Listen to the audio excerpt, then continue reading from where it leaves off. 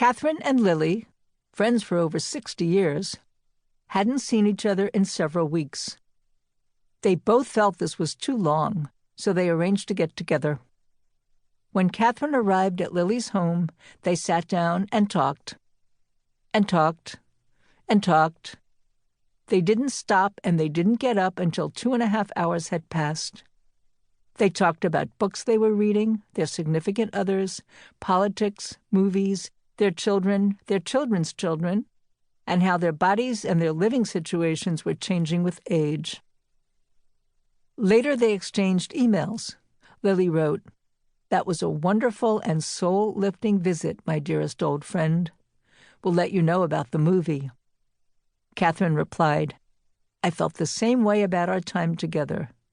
Her email ended, "Let me know about the movie, and if we go to the other one, I'll let you know about that. Take care, dear friend." Andrea recalls that she and her best friend in middle school, Joelle, walked home together every day.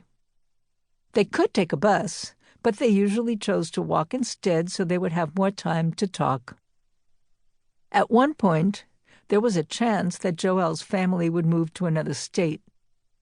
The prospect of losing her friend filled Andrea with dread.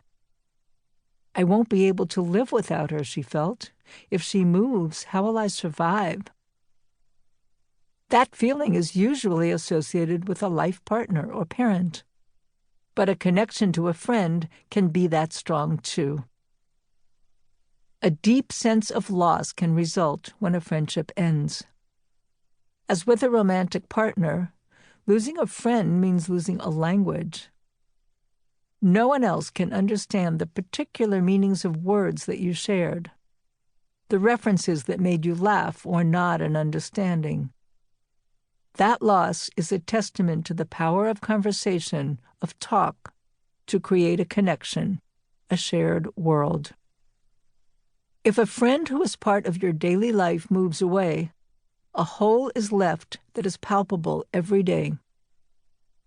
Paula and her neighbor Nancy became fast friends by running together every morning before work. When Paula stepped out to pick up the paper in the morning, she faced Nancy's house.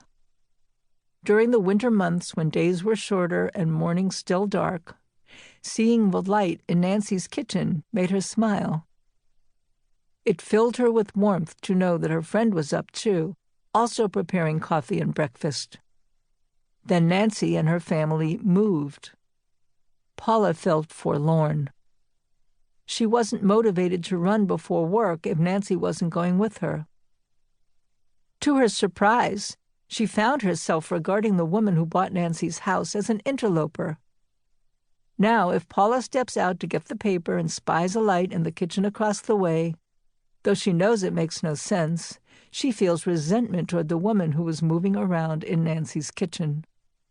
A friend, just one single friend, changed the life of a girl named Maya. At 11, Maya had never had a friend. Though she badly wanted one, she simply did not know how to relate to other children.